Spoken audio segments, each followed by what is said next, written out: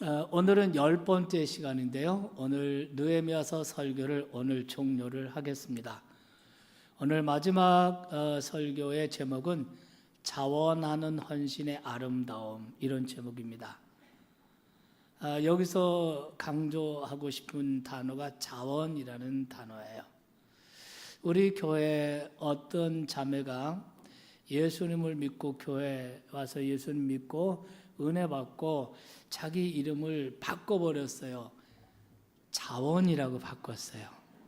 그분 성이 이가예요. 그래서 이자원이라고 바꾸셨어요. 그런데 그분이 교회 권사님이 되시고, 아멘. 우리 부천시에 부천시청 공무원이 약 2,000명쯤 됩니다. 그 가운데 여성들도 많이 있잖아요. 여성들 중에서 최고 직급이 4급입니다. 지난번 4급 진급도 했습니다. 아멘. 자원하는 심령으로 그 자원해서 모든 걸 하니까 세상에서도 인정받고, 아멘. 진급도 하고, 아멘. 교회에서도 또 권사님 되시고, 아멘. 얼마나 좋습니까? 이 자원이라는 게 참 중요해요. 생각해 보면 우리 교회 참 좋은 교회 역사를 보면은 우리 교회는 창립 초기부터 자원하는 아름다움으로 모든 일을 기쁘게 감당했던 것 같습니다. 모든 교회들이 어려워하던 IMF 때 교회 성전 건축을 마무리하게 되었는데 그때도 성도들의 자원하는 헌금으로 아무 무리 없이 이 성전을 완공할 수가 있었습니다. 우리가 하는 그 해외 선교도 매년마다 자원하는 물질들로 인해서 교회 선교가 아주 성공적으로 진행하고 있습니다. 우리가 매년 말에 어려운 이웃들을 위해서 무지개 사랑을 펼치는 것도 자원함으로 다 이루어지지 않습니까? 어떤 분은 쌀을 200 뭐죠?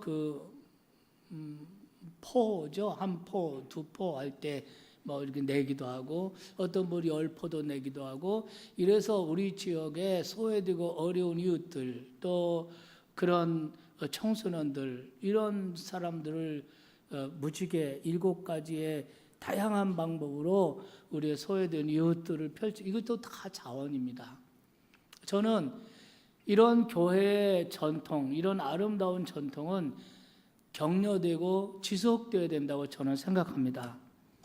고린도후서 8장에는 자원하는 마음을 가지고 섬기는 이들을 바라보며 기뻐하는 사도 바울의 모습을 발견할 수가 있습니다.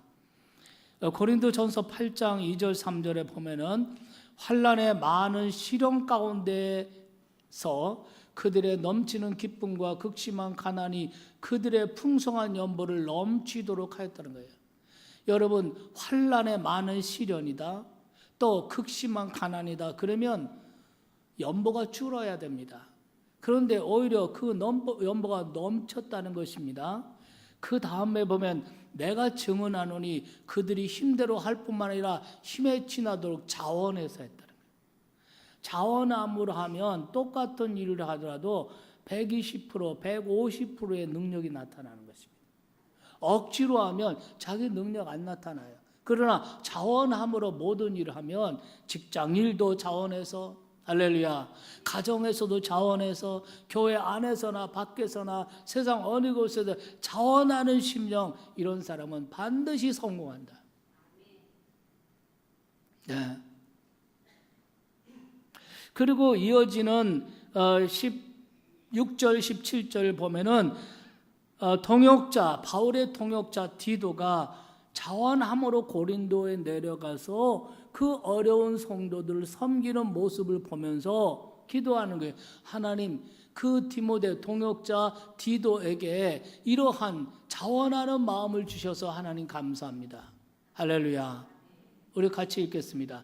너희를 위하여 같은 간절함을 디도의 마음에도 주시는 하나님께 감사하노니 그가 권함을 받고 더욱 간절함으로 자원하여 고린도 교회 너에게로 갔다. 자원해서 간 거예요. 사역도 자원해서 하면 풍성한 열매가 맺혀요. 그러나 억지로 하면 힘은 힘대로 들고 열매는 맺히지 않아요. 자원하는 봉사, 자원하는 섬김, 이것이 얼마나 귀한 축복인 줄 모르겠습니다. 자원이라는 단어를 영어로 보면 selfish choisen에서 스스로 선택하는 거예요. 여러분, 성도 교회에서의 성도들의 교인들의 헌신과 섬김이나 이런 것이 아름다운 이유는 누가 시키거나 누가 돈을 줘서 하는 것이 아니고 스스로 선택한 일이기 때문에 아름다운 것입니다. 자원해서 봉사하고 자원해서 섬기는 일에 헌신하고 이것을 하나님이 귀하게 보시는 줄 믿으시기 바랍니다. 그래서 다윗은 시편 51편 12절에서 이런 기도를 합니다. 주의 구원의 즐거움을 내게 회복시켜 주시고 자원하는 심령을 내게 주사 나를 붙드소서.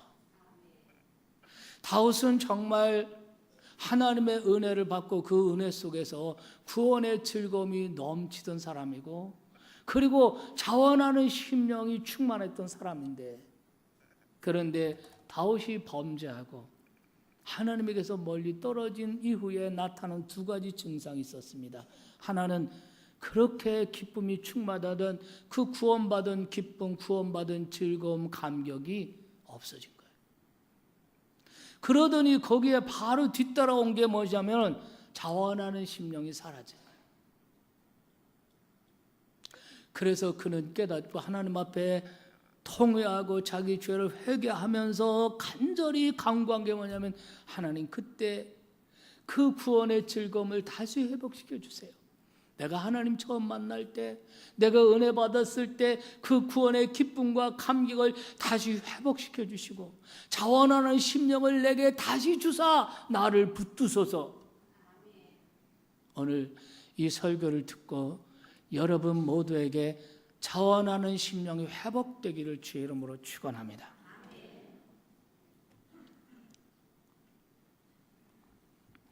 오늘 우리가 읽은 성경 본문을 포함한 느헤미야 11장, 12장은 예루살렘 성이 재건된 후에 이 성을 지키고 가꾸고 관리하는 일에 헌신했던 무명의 자원봉사자들의 그 모습을 증언하기 위해서 이 성경이 기록되었습니다. 성이 재건된 이상으로 중요한 것은 이제 이 성을 지키고 가꾸고 관리하는 일이었습니다. 그래서 느헤미야는 1장에 보면은 우선 제비를 뽑아서 인구의 10분의 1을 예루살렘 성내로 이주시켜서 인구를 재배치합니다. 2절에 보면 그래도 모자르니까 자원해서 예루살렘 성내로 이주할 자원봉사자를 모집해요. 그리고 많은 사람들이 자원해서 성내로 이주합니다. 이 사람들을 온 백성이 칭송하면서 축복했다. 할렐루야. 읽겠습니다. 예루살렘에 거주하기를 자원하는 모든 자를 위하여 백성들이 복을 빌었다 그랬습니다.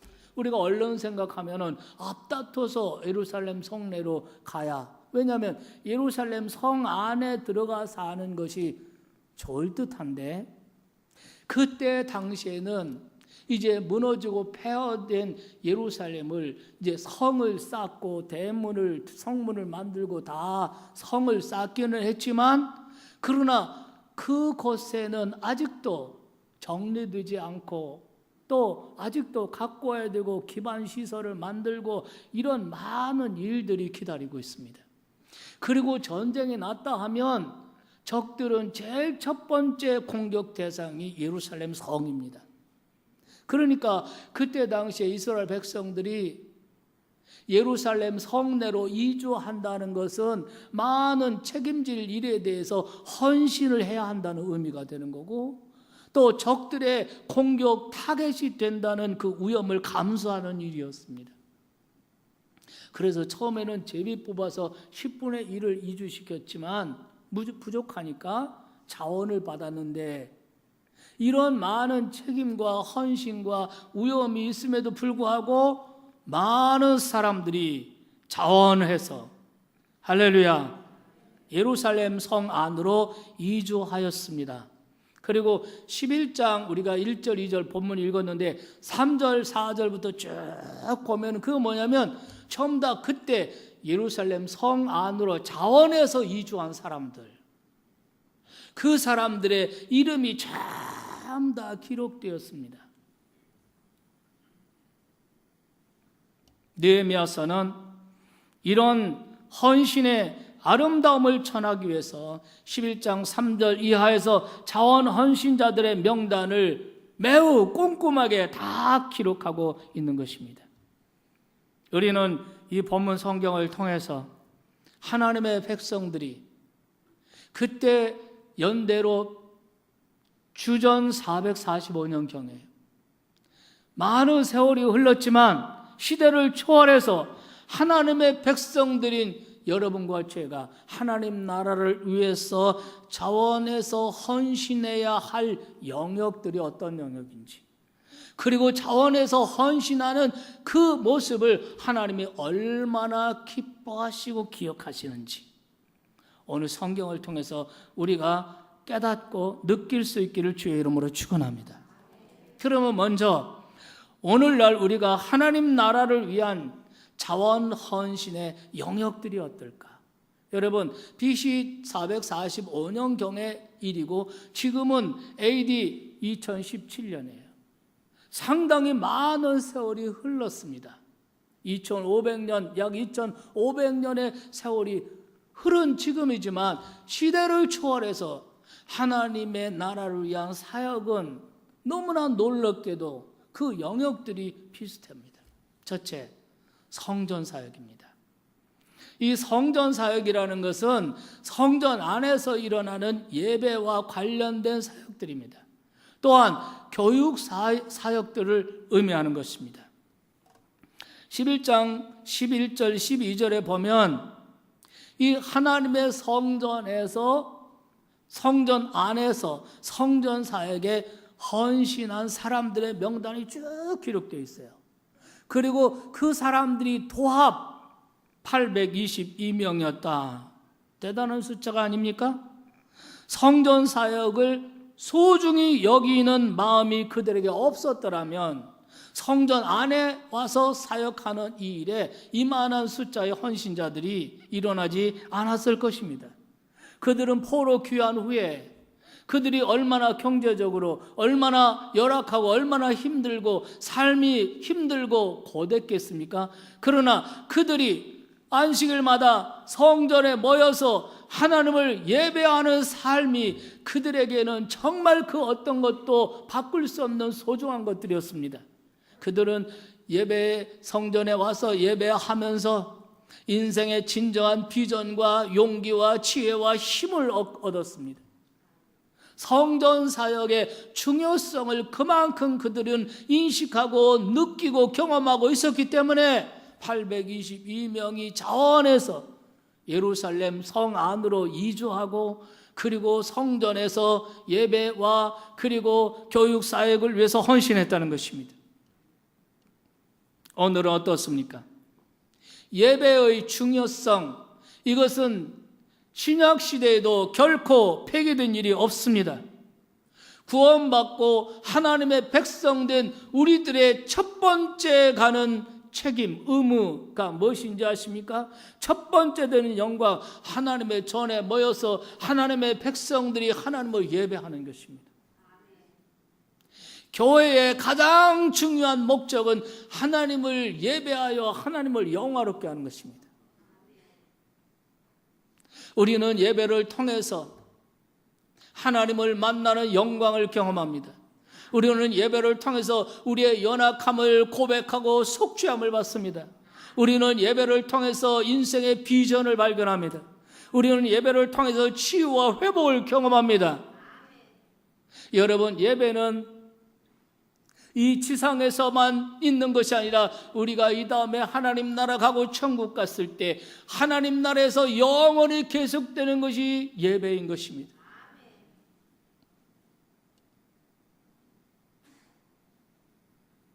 그렇기 때문에 여러분, 이 예배를 예배답게 드려지도록 하는 일, 그 아름답게 지켜지도록 거기에 자원해서 봉사하는 일, 그것은 얼마나 소중합니까?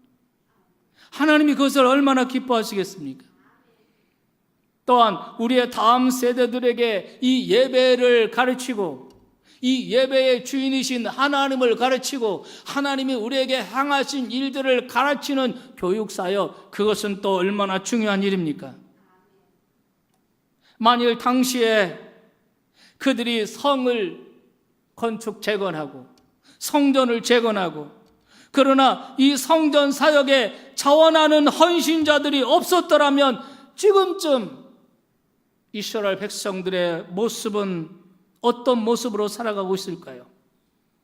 마찬가지로 만일 이 시대에 하나님의 백성들이 다음 세대 교육에 헌신을 이 모양 저 모양 핑계 삼아 주저하고 있다면, 그래서 복음의 영광이 더 이상 우리 후손들에게 계승되지 못한다면 우리의 역사, 우리의 미래는 어떤 모습으로 나타나게 될까요? 여러분, 사사기 2장 10절에 보면 정말 민족의 비극적인 모습이 나타납니다.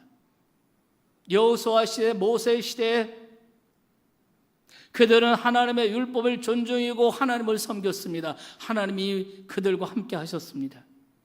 그의 후계자 모세가, 여호수아가 일어났을 때 여호수아가 나와 내 집이 하나님을 섬기겠노라 할 때 많은 분들이, 많은 백성들이 그를 따라서 하나님을 섬겼습니다. 하나님께서 여호수아 시대에도 이스라엘 백성과 함께 하셨습니다. 그런데 모세가 죽었습니다. 여호수아가 죽었습니다. 그 세대 사람들도 다 그 조상들에게로 돌아갔고 그 후에 일어난 다른 세대가 나타났습니다. 다른 세대. 이 다른 세대는 여호와를 알지 못하였고 여호와께서 이스라엘에게 행하신 위대한 일들을 전혀 모르는 다른 세대가 나타난 것입니다. 이것은 이스라엘 역사의 비극입니다. 여러분, 우리에게 이런 비극이 일어난다면 우리의 다음 세대가 하나님을 알지 못하는 다른 세대가 되고 하나님이 행하신 구원과 하나님이 행하신 구원의 역사를 알지 못하는 다른 세대가 나타난다면 우리는 어떤 모습으로 그 어느 날 하나님 앞에 설 수가 있겠습니까? 여러분, 지금보다 문화적으로나 경제적으로 훨씬 열악했던 과거에 우리의 믿음의 선배들이 예배당을 짓고 그리고 우리에게 하나님을 예배하는 것을 가르치고 주일학교를 통해서 하나님을 섬기는 것을 우리들에게 가르쳐 주었기에 오늘의 우리가 지금 여기에서 주님을 예배하는 것이 가능할 수 있었다면 이제 여러분과 저는 어떻게 우리의 시대에서 우리의 다음 세대를 위해서 어떤 몫의 헌신을 드려야 할까요? 지난 주일 8월 6일 2부 예배를 마치고 저의 모교회인 세종시에 있는 전의성결교회 85주년 임직식에 축사를 해달라고 초대를 받아서 갔습니다. 강단에 앉아서 가만히 생각해 보니까 참 감회가 많았습니다.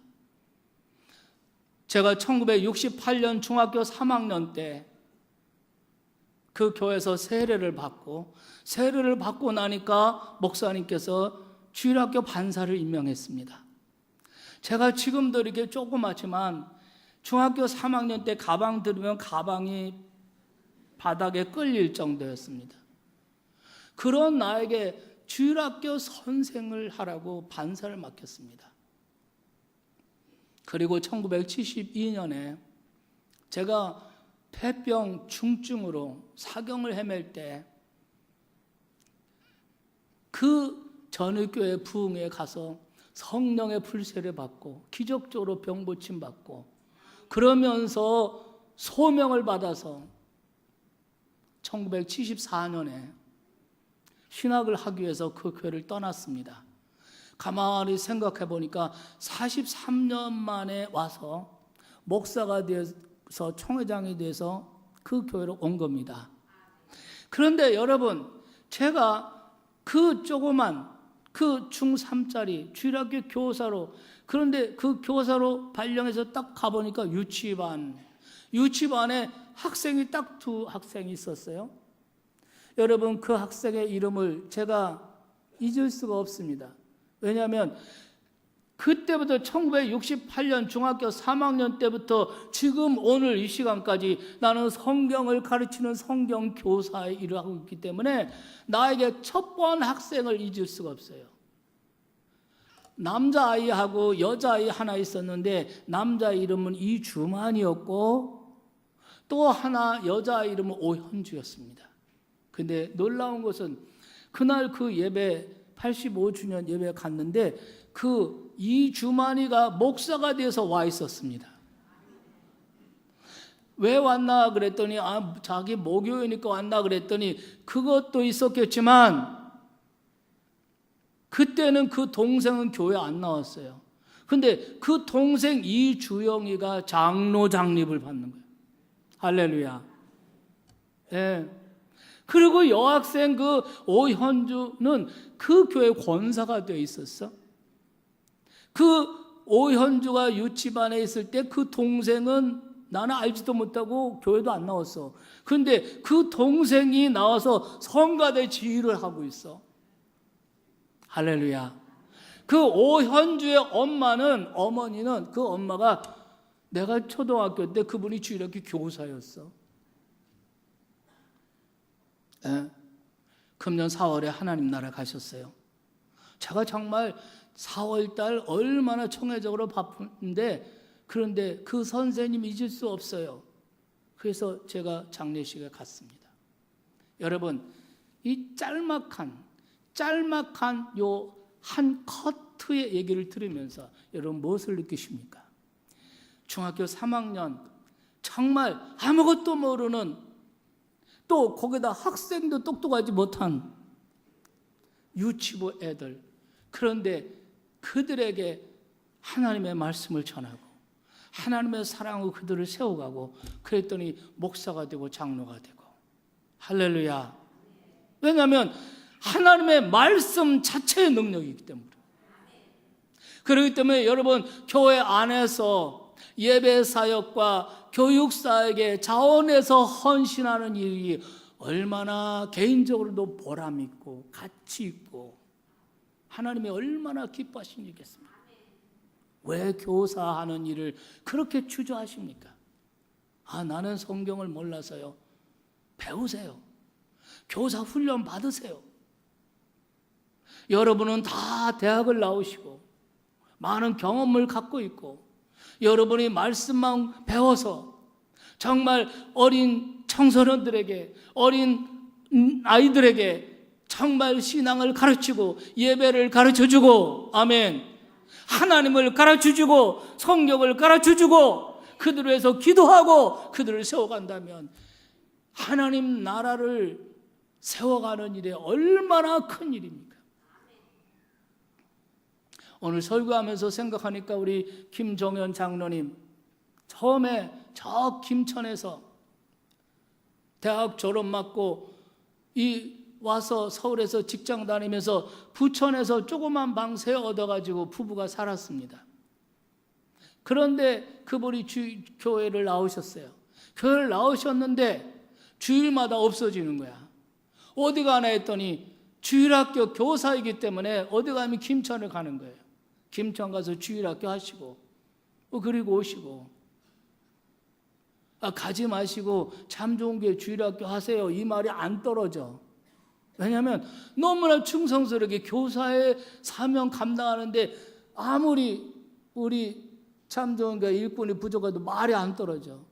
하나님께서 이제 연말 다 정리하시고 목사님의 허락과 축복 받고 그리고 와서 주일학교 교사, 주일학교 부장 계속 하더니 장로 되셨어요.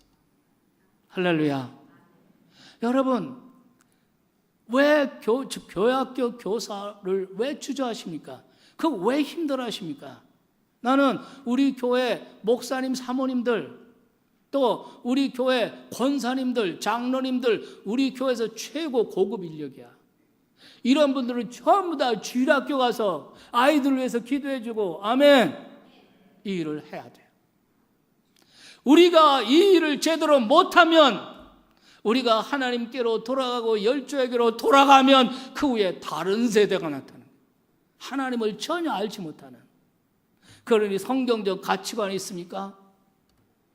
동성애도 사랑이라고, 그것도 결혼이라고, 이런 생각과 이런 가치관을 가진 세대들로 완전히 채워지고 말아요.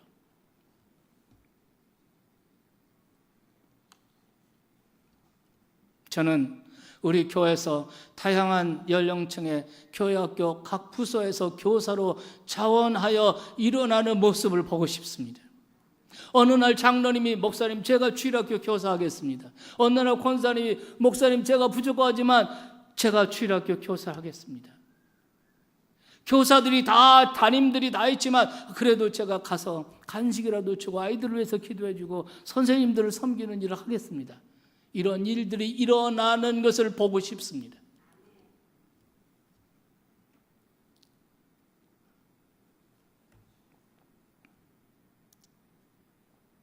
둘째는 관리사역에 대한 헌신입니다. 16절을 보십시오. 16절 보시면 이렇게 되어 있습니다. 레위 사람의 족장 삽부대와 요사밭이니 그들은 하나님의 전 바깥 일을 맡았다 그랬어요. 하나님의 전 안에서 일어나는 예배와 교육 사역이 안정적으로 잘 이루어지기 위해서는 교회 밖에서의 사역도 그들을 기다리고 있었던 것입니다. 그 사역은 아마도 교회 성전 관리와 관련된 잡다한 일이었을 것입니다. 그리고 그 성전 관리와 관련된 일 가운데 하나가 성전 문지기들입니다.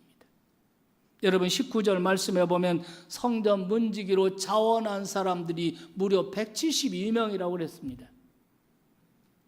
이 성전 밖에서의 사역이 안정되게 잘 이루어질 때 교회 안에서의 예배와 교회 안에서의 교육 사역이 안정적으로 잘 이루어질 줄로 믿습니다. 그런 의미에서 보면 성전 밖의 일, 관리 사역도 성전 안에서의 일 못지않게 중요하다는 것입니다.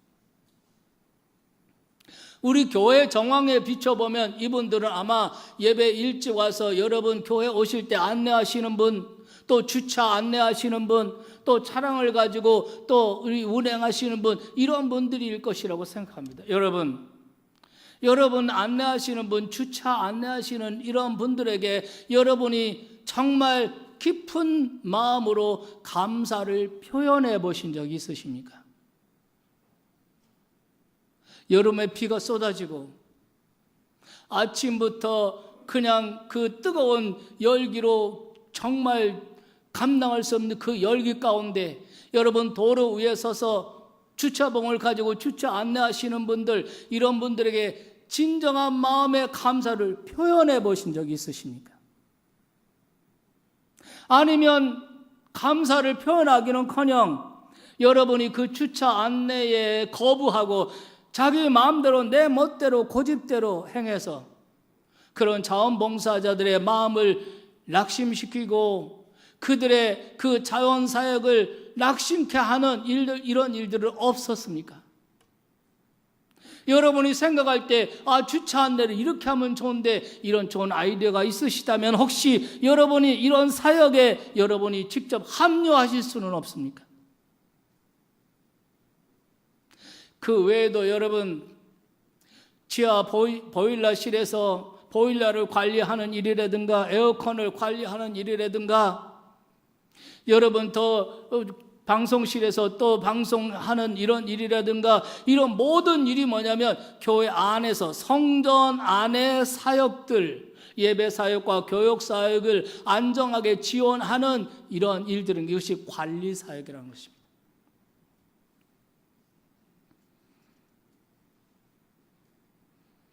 저는 여러분이 우리 교회의 보이지 않는 여러 관리 파트에서 이름도 없이 빛도 없이 봉사하는 자원 헌신자들을 여러분이 마음으로 기억해 주실 수 있기를 바라겠습니다. 그러나 자원하여 섬기는 헌신자들은 성도들의 지체가 격려가 좀 모자란다 해도 여러분의 봉사를 하나님께서 잊지 않고 기억하고 기록하고 계시다는 사실을 잊지 말기를 주님의 이름으로 축원합니다. 여러분들이야말로 하나님께 절대 잊혀지지 않을 하나님 나라 스타들이신 것입니다. 세 번째로는 기도 사역에 대한 헌신입니다. 11장 17절 말씀 보겠습니다. 또 아삽의 증손 삽디의 손자 미가의 아들 mat단야니 그는 기도할 때 감사하는 말씀을 인도하는 자가 되었고, mat단야라고 하는 낯선 이름이 소개됩니다. 이름이 이렇게 딱딱 기록이 돼요. 이 사람이 한 일, 사역한 일이 명확하지는 않지만 분명한 것은 기도와 관련 있는 사역을 했다는 것입니다. 기도 사역을 한 것입니다. 여러분 아십니까? 여러분이 하나님 나라를 위해서 여러분이 할 수 있는 사역 가운데 하나가 다른 사람을 위해서 중복 기도를 해주는 겁니다.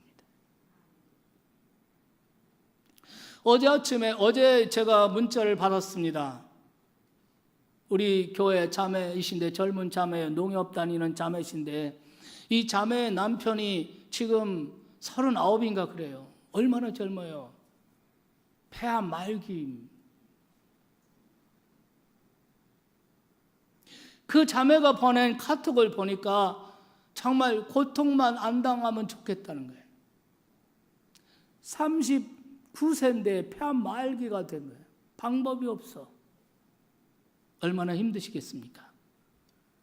여러분, 우리가 이런 분들을 기도해 주는 거.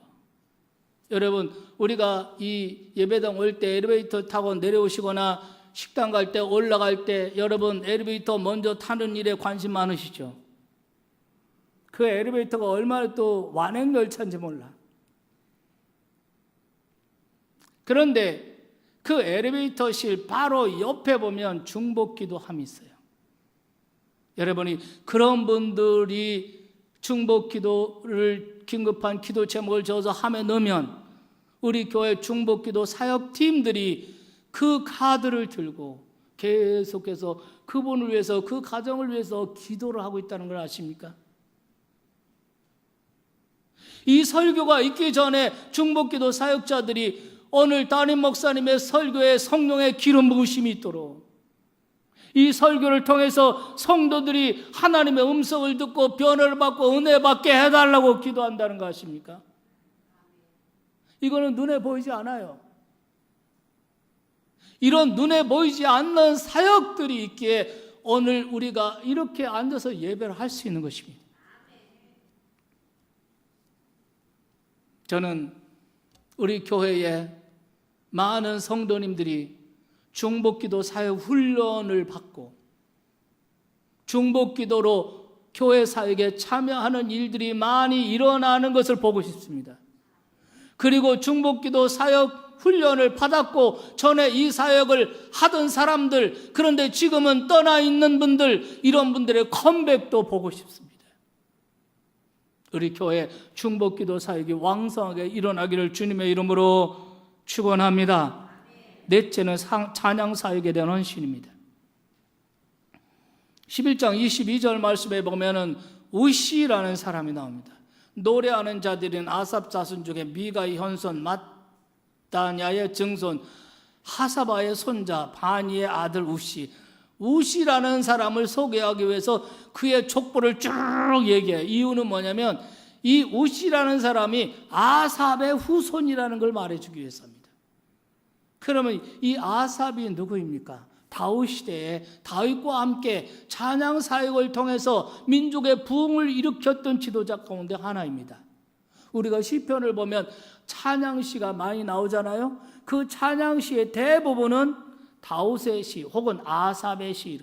시편 쭉 보면은 1편부터 150편 보면은 아삽의 시가 12개가 나옵니다. 이 우시라는 사람은 자기 가문의 전통을 따라서 찬양하는 사역에 자원헌신한 사람. 그런데 흥미로운 것은 이 사람은 찬양을 직접 찬양하는 일에 헌신한 것이 아니라 찬양하는 사람들의 양식을 공급했다 이렇게 말합니다.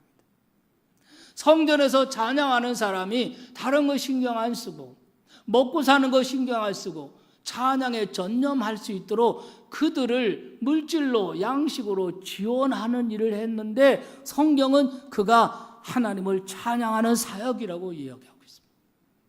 오늘날로 말하면 성가대원은 아닌데 성가대원들의 그 수고를 생각하고 성가대를 통해서 주일마다 은혜 받는 거 이것을 생각하고 성가대를 통해서 성가대를 격려하고 지원하는 거죠.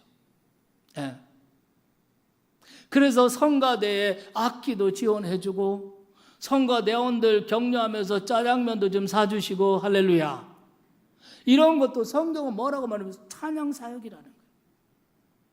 너가 선지자의 이름으로 선지자를 대접하면 내가 선지자의 상을 받는다고 예수님 말씀하셨습니다. 여러분 찬양에 노래에 재능이 있으신 분들이 가운데 있습니까? 노래방에 가서 뽐내지 마시고 여러분 성가대원으로 자원해 보십시오. 찬양단으로 자원해 보십시오. 나는 노래 모르는데 여러분이 세상 노래 잘할 수 있으면 기도하고 훈련받으면 찬양도 은혜롭게 잘할 수 있습니다. 저는 그런 일들이 일어났으면 좋겠습니다. 이렇게 여러분 찬양대로 헌신하고 찬양대를 양식으로 지원하고 이런 헌신의 결과가 43절에 나와 있습니다. 43절 한번 보겠습니다. 이날에 무리가 큰 제사를 드리고 심히 즐거워하였으니 이는 하나님이 크게 즐거워하게 하셨더라. 그 찬양을 통해서 하나님께서 영광을 받으시고 하나님이 기뻐하실 뿐만 아니라 찬양의 자원에서 헌신하는 그들을 기뻐하게 하셨다는 거예요. 이와 같이 자원 헌신하는 사람은 자원하는 헌신자 자신이 행복하고 기쁜 거예요. 믿으시면 아멘 합시다. 여러분 인생의 삶의 방식을 바꿔버리세요. 책임, 의무감 이것에서 자원하세요. 여러분 직장에서도 자원해서 가세요. 저는 중학교 다닐 때 기차 통학을 했습니다. 기차 통학 가면 다른 학생들보다 먼저 도착해요. 아무도 없어요. 우리 교실에 들어가면 제가 제일 먼저입니다. 그때 제가 무슨 생각했냐면 제가 그때 예수님 믿고 은혜 받은 사람이기 때문에 가서 제일 먼저 청소를 했습니다. 내가 주번 아닐 때도 물을 떠다가 복도를 닦고 교실을 닦고 칠판 다 깨끗하게 닦고 지우개 다 털고 할렐루야 이거 다 했어요. 근데 누구를 위해서 그런 것이 아니라 내가 너무나 즐거운 거야. 선생님이 다 오고 친구들이 오고 그러면 깨끗한 아주 그 마룻바닥을 물걸레로 닦고 그 후에 나오는 그 아주 큰 그 향기 있잖아요. 향기 청소 딱 하면 한 교실에 딱 들어가면 그 아주 묘한 그 향기가 있어요. 할렐루야.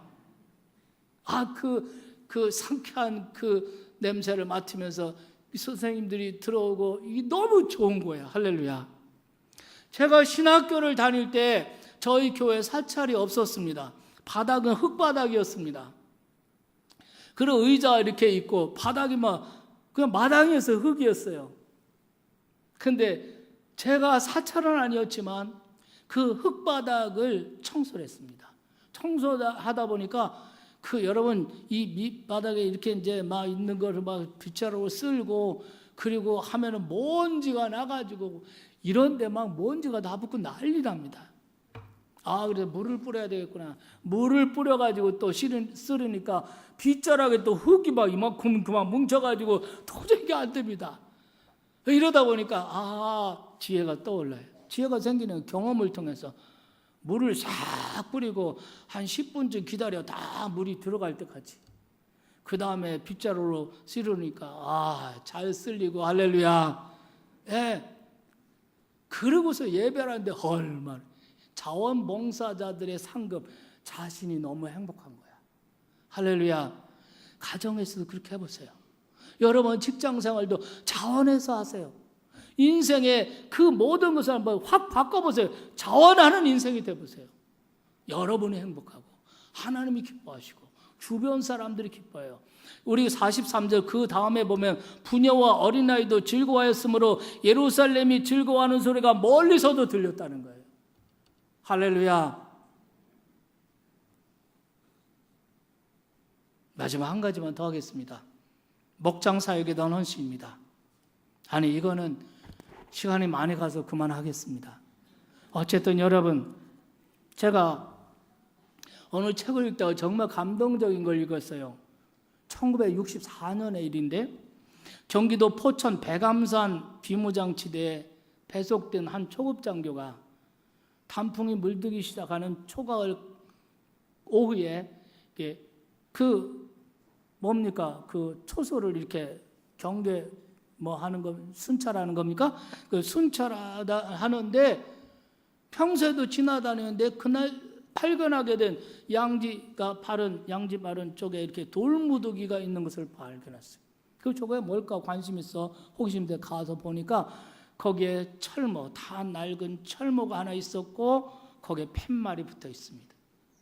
직감적으로 이 장교가 생각하기를 6.25 때 천산 무명용사의 무덤이라는 것을 느꼈습니다. 그러면서 자기 그 상상 속에 그 6.25 때 그 젊음의 꽃을 피우지 못한 그 젊은 청년이, 자기 또래의 청년이 전사하고 그 친구 전우가 그를 거기다 묻어둔 거죠. 그 생각나요. 그 청년의 모습이 생각나는 거예요. 그 영상이 연상되지 않겠습니까? 그러면서 자기 주머니에서 구겨진 종이 한 장을 꺼내서 시를 써내려가기 시작합니다. 이 시에 곡을 붙여서 탄생한 노래가 국민가곡 비목이라는 노래예요. 처연히 쓸고 간 깊은 계곡 양진역의 비바람 긴 세월로 이름 모를 비목이여, 이런 노래 있지 않습니까? 그렇게 해서 비목의 주인공인 무명용사의 헌신과 충성이 우리 모두에게 기억될 수 있었다면 하나님 나라를 위한 무명용사들의 자원 헌신을 어찌 주께서 잊을 수가 있겠습니까? 이 설교의 마지막 결론으로 히브리서 성경 구절 한 절을 여러분께 소개하겠습니다. 히브리서 6장 10절입니다. 하나님은 불의하지 아니하시니 공의롭다는 거예요. 하나님은 불의하지 아니하사 너의 행위와 그의 이름, 하나님의 이름을 위하여 나타낸 사랑으로 이미 성도를 섬긴 것과 이제도 섬기고 있는 것을 하나님은 불의하지 아니하사 잊어버리지 아니하시느니라. 너의 행위, 하나님의 영광을 위해서 하나님의 사랑을 가지고 과거에 너가 행한 일, 그리고 지금도 행하고 있는 그 수고에 대해서 하나님이 잊어버리지 아니하시느니라. 믿으시면 아멘 합시다. 이게 성경 말씀이에요. 여러분이 왜 선한 일을 하다가 낙심합니까? 왜 자원하여 봉사하다가 왜 실족하고 낙심하고 그 헌신의 자리에서 떠나는 일 가운데 가장 많은 부분이 뭐냐면 내가 이렇게 헌신해도 아무도 몰라, 알아주지 않아. 이래서 내면에 좌절을 겪는 이런 것 때문이 아닙니까? 그런데 오늘 성경은 이것에 대해서 아니라고 부정합니다. 하나님은 불의치 아니하사 하나님의 이름을 위해서 하나님의 사랑으로 행한 너의 과거의 모든 행위, 그리고 지금도 수고하고 있는 그 행위 하나님이 잊어버리지 않으신다. 그렇다면 이제 구경꾼의 삶을 청산하시고 하나님 나라의 일에 자원하시겠습니까? 하나님은 이런 자원자들을 기다리시고 이런 자원자들을 축복하십니다. 오늘은 자원하는 헌신의 아름다움, 이런 제목으로 설교했습니다.